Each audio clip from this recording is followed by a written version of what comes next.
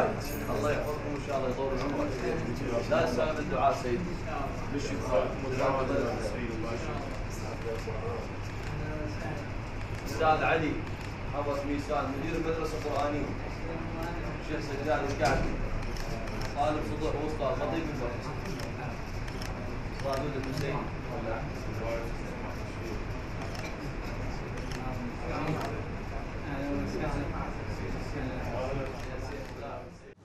أعوذ بالله من الشيطان الرجيم بسم الله الرحمن الرحیم. اگر یہ استحالہ ہو جائے جس سے شرعن اور عرفن استحالہ کہتے ہیں تو یہ حلال ہو جائے گا. اور اگر ہمیں شک ہو کہ یہ استحالہ ہوا ہے کہ نہیں تو پھر جائز نہیں ہے.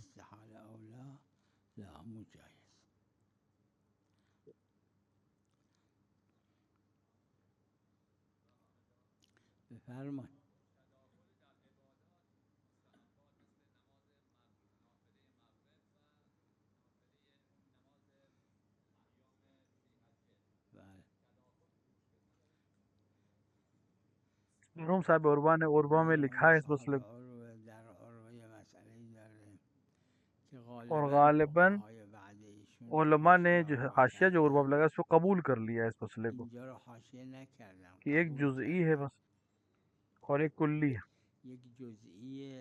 ایک عنوان ہے کوئی خاص دلیل بھی نہیں.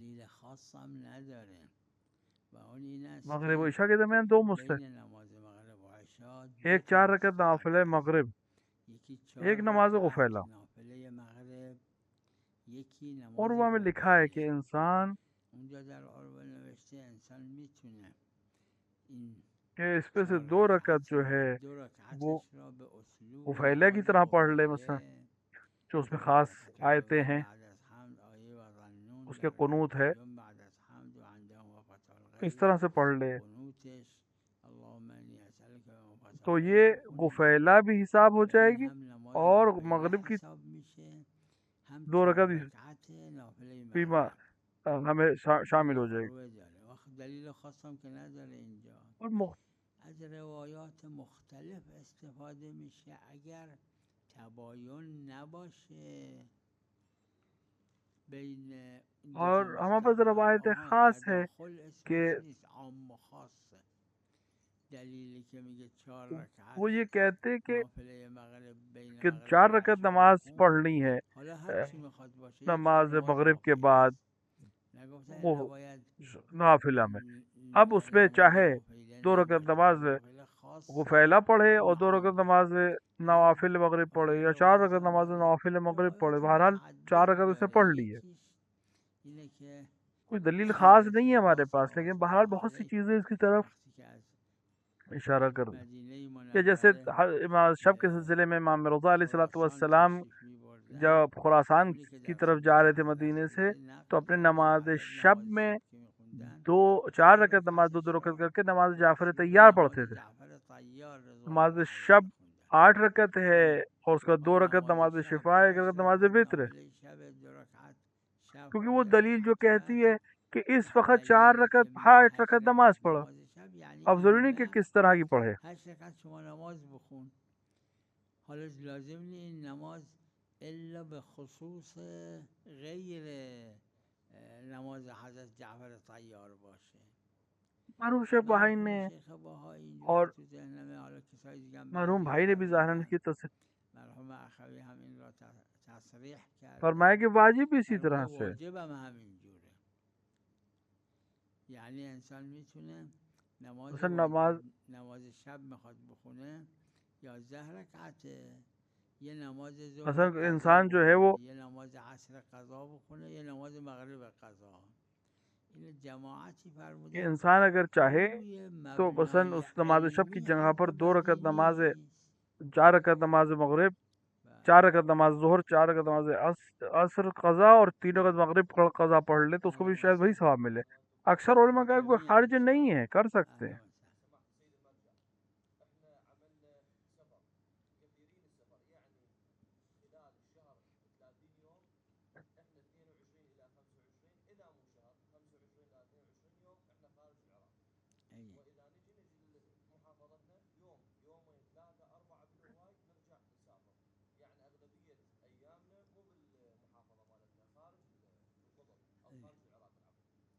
دیکھیں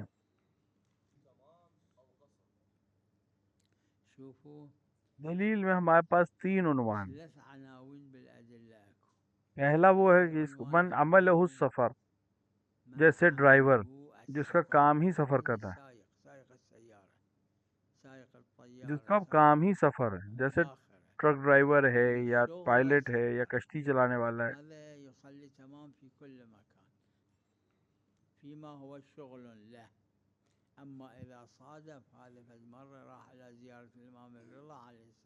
لیکن اگر وہ مثال کے طور پہ امام رضا کی زیارت کے لیے گیا ہے، کربلا امام حسین کی زیارت کے لیے گیا، وہ لوگ گاڑی چلا کر گیا ہے اور ڈرائیور ہے، تو وہ یہ سفر نہیں ہے.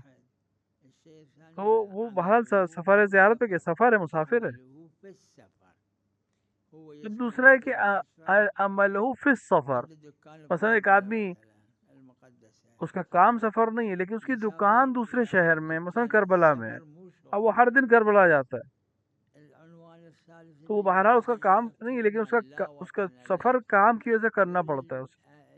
اور تیسرے قسم وہ ہے کہ جس کا کوئی گھر طے نہ ہو، کبھی کچھ دن یہاں ہے کچھ دن یہاں ہے، اس کا وطن نہیں ہے، خانہ بدوش لوگ، ان 3 کے لیے نماز قصر نہیں ہے.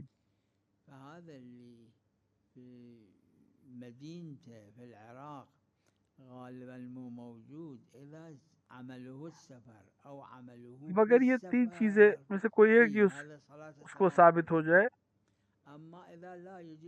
مثلا سوریا جاتا ہے جناب زینب کی زیارت کے لیے، اگر اس طرح سے جاتا ہے، ویسے پہلے کے دور میں جب کوئی انسان حج کرنے جاتا تھا تو تقریباً عام طور سے پورے 1 سال سفر کرتا تھا، اور لیکن نماز قصر پڑھتا تھا، وہ 1 سال سفر میں رہتا تھا. تو وہ جس کا عمل سفر ہو یا جس کا سفر میں عمل ہو یا خانہ بدوش، ان 3 کے علاوہ نماز مسافر کی پڑھے گا.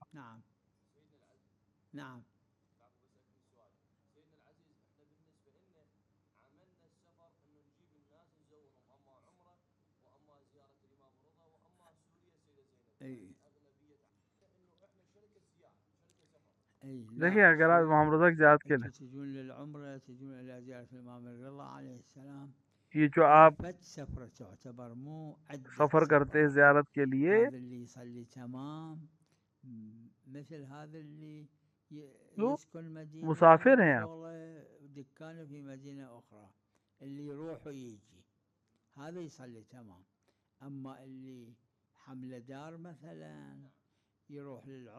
لیکن اگر آپ مثال کے طور پر کسی قافلہ سالار ہیں،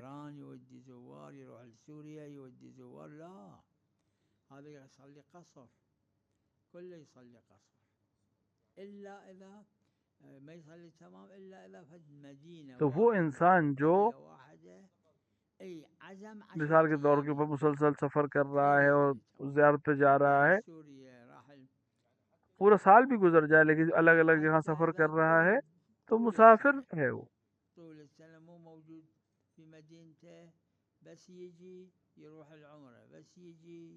اس کو قصر پڑھنی ہے، مگر یہ کہ 10 دن کے لیے کہیں رک جائے.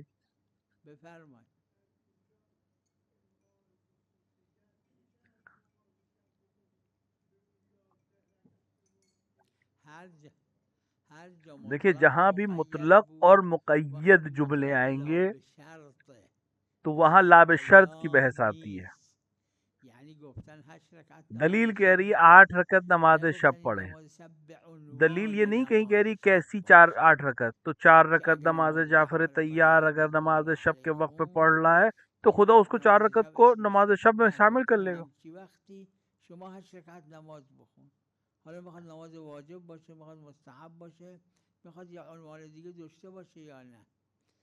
لا بشرط ہزاروں چیزوں کے ساتھ جمع ہو سکتی ہے.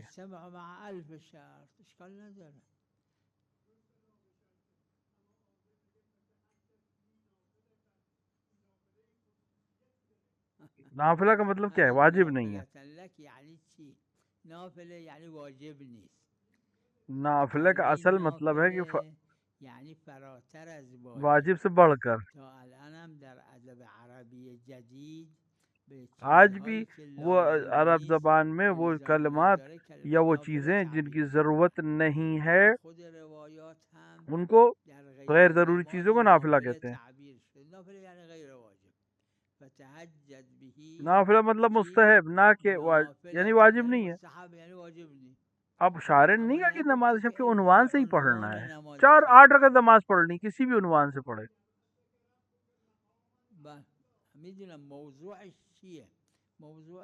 کیا موضوع ہے اس کا؟ اس کا موضوع ہے کہ 8 رکعت نماز نصف شب سے صبح کے بیچ پڑھے. 4 رکعت سے نماز جعفر بخونے کہ حضرت رضا علیہ السلام کیا انجام دادن. کیوں نہیں کر سکتے؟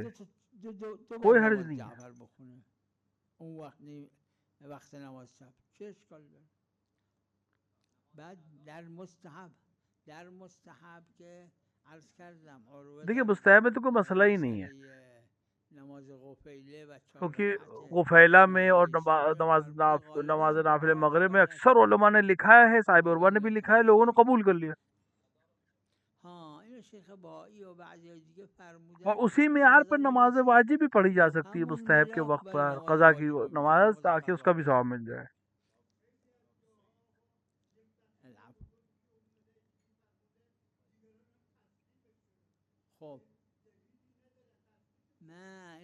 میں مثال کے طور پیش کروں.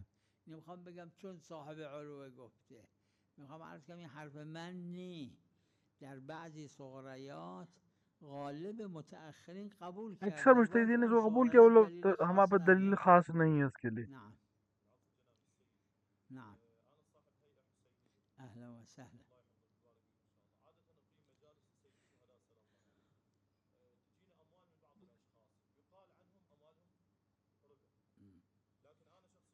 اگر آپ کو معلوم ہو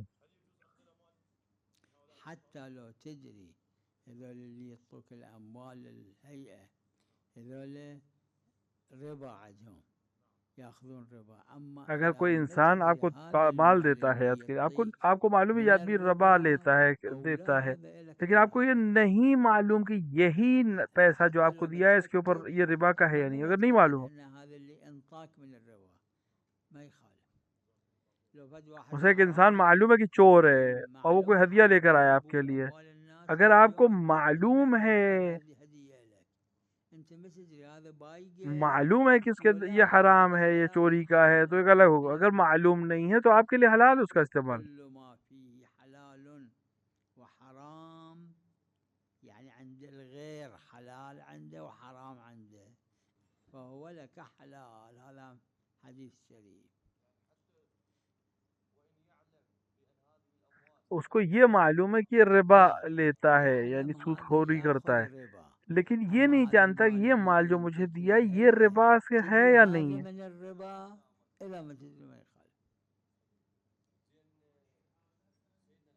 العفو العفو. بله بله اگر در دستش دید اس کے لیے تو روایت ہے، خاص روایت ہے بله این روایت داره مخصوصا کہ اگر کوئی کسی گھر میں بیٹھا ہے کہ اگر یک کسی در یک خانه ای نشسته حضرت مثال میزنن میفرما شما میتونی شهادت بدی که این تو مال حضرت نے کہا کہ تو گواہی دے سکتے ہو کہ یہ اس کی ملکیت ہے، کیونکہ خود قاعدہ ید یعنی جو جس کے ہاتھ میں ہے وہ اس کا مالک ہے. موضوع لازم نی علم بحجت کافیه، قاعدیت حجت ہے.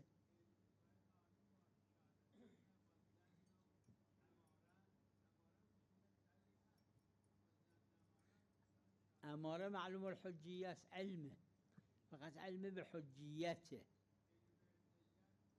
دیکھیے ہمارا جو ہے وہ ظن ہے، گمان ہے، واقعیت کی طرف لے جانے والا. واقعه اما حجت یقینا یا نه؟ بله اشکال نداره.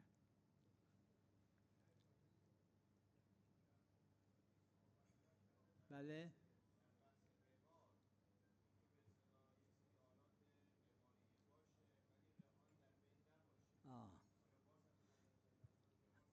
مشہور فقہا کے درمیان یہ ہے کہ یہ حرام ہے.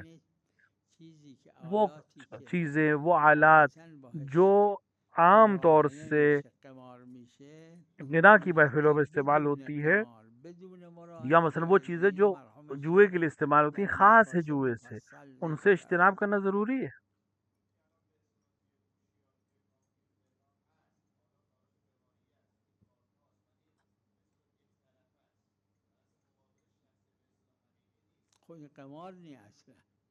دیکھیں اگر کوئی ایسا کھیل ہے جس پہ سامنا کوئی نہیں ہے تو یہ قمار نہیں ہے، قمار کے لیے تو سب شخص کا ہونا ضروری ہے۔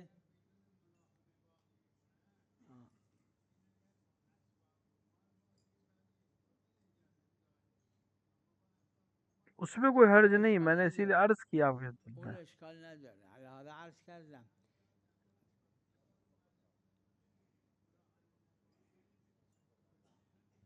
دیکھیے اگر اسباب قمار میں سے ہو تو پھر حتی بغیر شرط کے بھی جائز نہیں ہے۔ بدون مراهنه جایز نیست، یعنی با وسائل قمار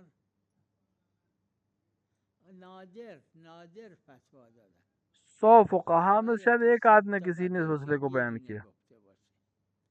نه مشهور اینه که شیخ هم در مکاسب دارن حواشی، اگر آپ مکاسب کو یا دیگر کتابوں کو دیکھیں، اکثر فقہا نے یہی کہا ہے کہ وہ آلات جو غنا سے مخصوص ہیں اگر اس کے اندر غنا نہیں بھی ہو تب بھی ان آلات کا استعمال جائز نہیں، اسی طرح قمار سے جو مخصوص ہیں بغیر جوئے کے تب بھی وہ حرام ہے۔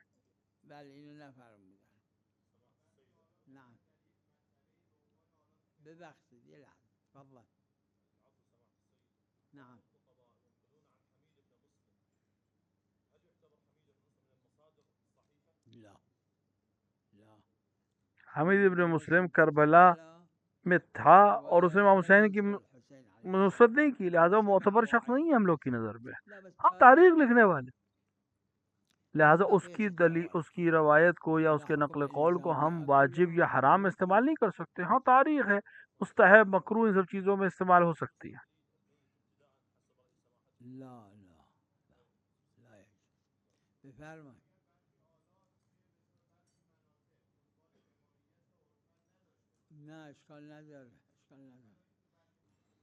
کہ جن علاقوں میں اس سے جوا نہیں کھیلا جاتا، جس چیز سے جوا اس کو جوئے کے آلات میں شمار نہیں کیا تو وہاں کوئی حرج نہیں ہے۔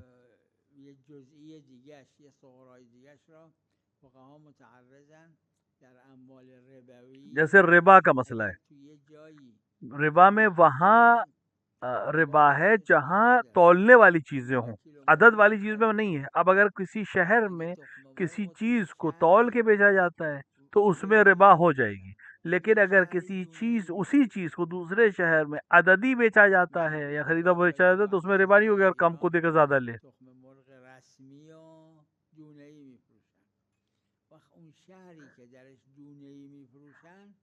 مثلا جیسے کسی شہر میں اگر کلو کے حساب سے انڈے بکتے ہیں تو وہاں اگر چھوٹے انڈے 1 کلو مثلا لے کے بڑے انڈے 1 کلو آپس میں بدلے جائیں تو یہ ربا، یہ جائز نہیں۔ لیکن جس شہر میں عدد ہے وہاں مسئلہ نہیں ہے کہ 10 چھوٹے دے دیے اور 4 بڑے لے لیے۔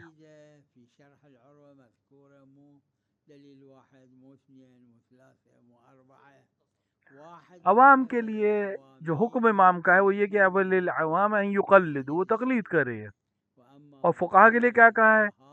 فقیہ وہ ہے جو صاعنا لنفسہ، اپنے نفس کا خیال رکھتا ہو، مخالفا للہوا، ہوا اور ہوس پر کنٹرول رکھتا ہو، مطیع امر مولا ہو، خوش اخلاق ہو، ایسے فقیہ سے ہم حکم معلوم کر سکتے ہیں۔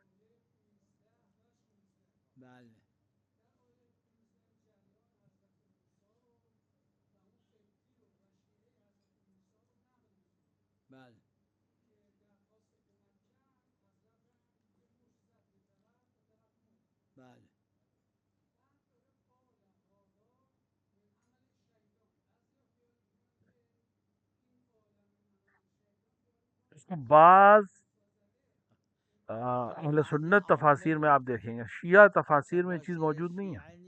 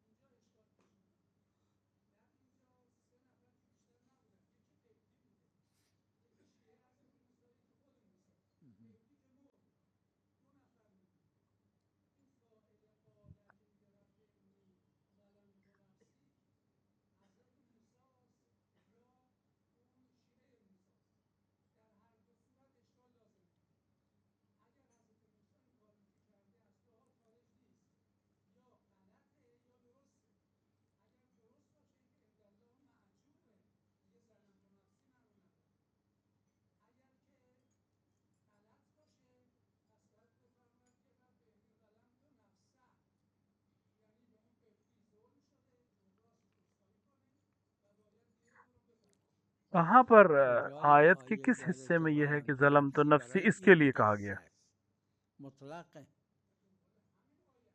اس معنی میں نہیں کہ میں نے اس کام کے لیے اپنے ظلم تو نفسی کیا نا، ایک جزئی حکم بیان ہوا ہے، ایک عام حکم اس کے بعد بیان کیا گیا۔ پورے قرآن میں ایسی ہزاروں مثالیں ہیں، یہاں پہ کوئی ظہور نہیں ہے۔ یہ ظلم تو لفظ اس کام کے لیے استعمال نہیں ہو رہا ہے یہاں۔ امیر المومنین علیہ السلام کی دعاؤں کو محل میں دیکھیں آپ، امام سجاد کی دعائیں اپنی طرف انا الذی کہہ کے اپنی طرف ظلم کی نسبت دی، معلوم ہے کہ حضرت نے نہیں کیا۔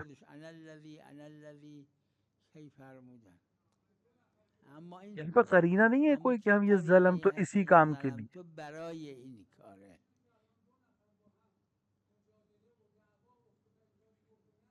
کسی اور سے بھی نہیں کہہ رہا، خدا سے کہہ رہا ہے، اپنے عمومی کاموں کے لیے کہہ رہا ہے، تمام کاموں کے۔ اس کو قرینے سیاق کہہ رہی، جو آپ کہہ رہے ہیں اس کو قرینے سیاق کہہ رہے ہیں۔ سب سے کمزور قرینہ کو اضعف القرائن قرینے سیاق کہتے ہیں۔ سیاق قرینہ ہے، کلام کا سیاق قرینہ ہے، کہاں کہہ رہا ہے، کس سے کہہ رہا ہے۔ جب کوئی قرینہ موجود نہ ہو تو ہم اس کو استعمال کرتے ہیں۔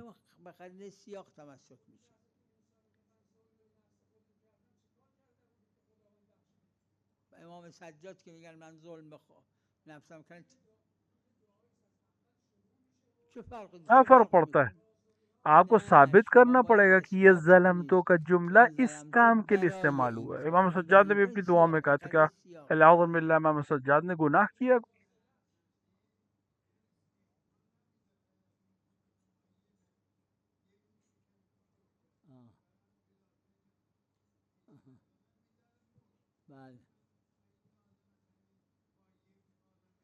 بله ببینید بله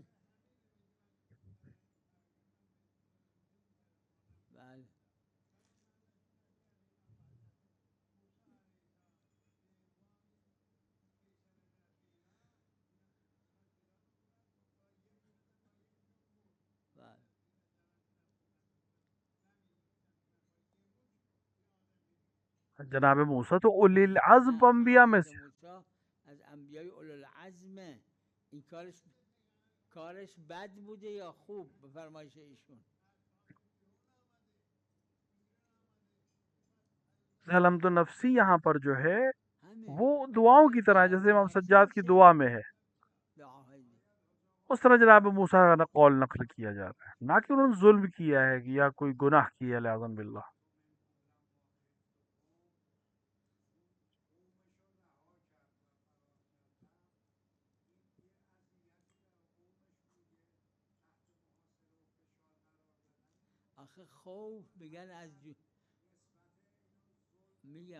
دیکھیں روایات میں ہے کہ خوف جو ہے وہ عقل کے ساتھیوں میں سے ہے، یعنی عاقل ڈرتا ہے،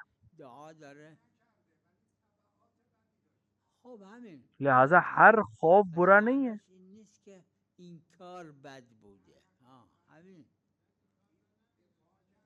یعنی این قرینه این کار بد بوده، بله بله۔ ہمیں دیکھنا پڑے گا کہ اس روایت کیا ہے اس سلسلے میں۔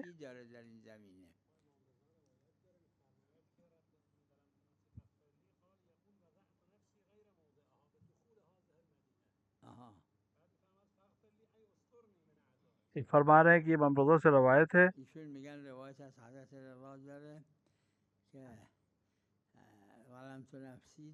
کہ حضرت تفسیر میں اس طرح سے فرمایا کہ ظلم تو نفسی یعنی اس شہر میں داخل ہونے میں کے سلسلے میں، لہذا بلاغت میں ہمیں تفسیر قرینہ جو سیاق کا ہے، قرینہ ضرور ہے لیکن بہت ہی کمزور قرینہ مانا گیا ہے۔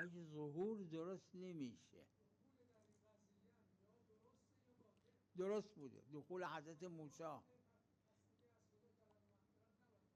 ببینید ایشون الان خوند روایت از حضرت الله داره۔ دیکھیے امام رضا سے روایت ہے کہ جناب موسیٰ نے اس لیے نہیں کہا ایشون میگن حضرت رضا فرمودن فاغفر لی یعنی استر لی من اعداء. اس آیت کی تفسیر میں امام رضا فرما رہے ہیں میگن حضرت رضا علیہ السلام در تفسیر نه درست بود مجھے بچا کے رکھ اپنے دشمنوں سے، یعنی حفظ کن منو از دشمنات خدایا. ہمیں ضروری کہ ہم دیکھیں کہ ائمہ نے کیا کہا ہے یہاں. کردم باید دید تفسیر ائمه چی فرمودن. بله بله لیغفر لك الله ما تقدم من ذنبك وما تأخر. بله بله بله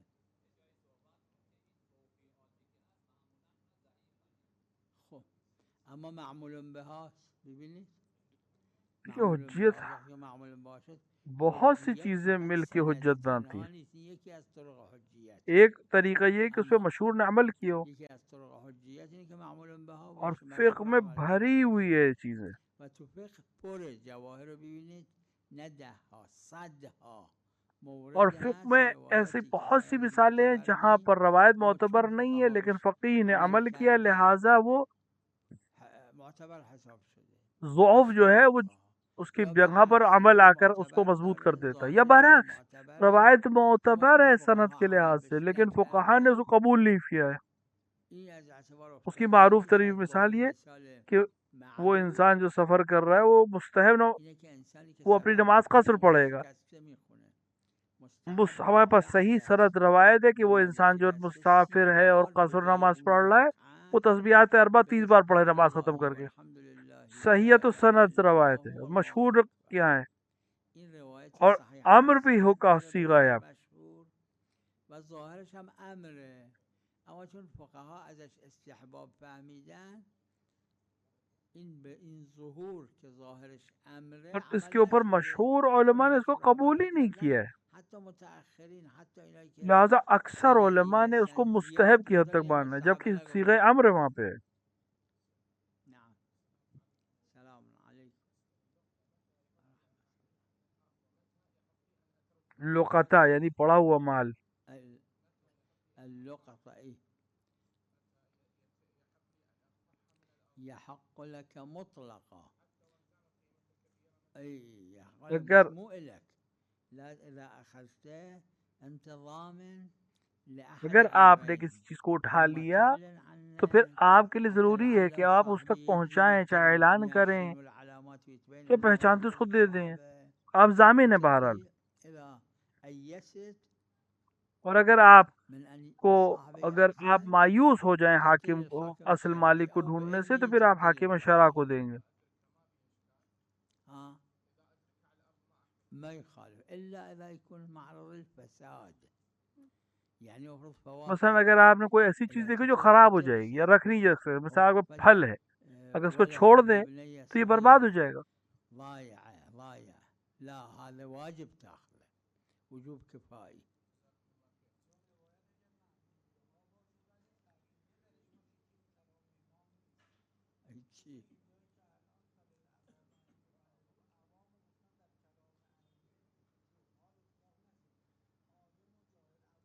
روایت ہے، معصوم کی طرف نسبت دی روایت گئی ہے. نتیجه نسبت به معصوم داده شده. مختلف جو میدونم ببینید این شروح ان عروه مختلف میں جو بود شراحت لکھی چرا گئی ہیں اینو ان همین سب میں روایت کردن روایت که سے از استناد ادله کیا گیا، همین مدد لی روایت گئی ہے. صلی الله علی محمد و علیه الطاهرین.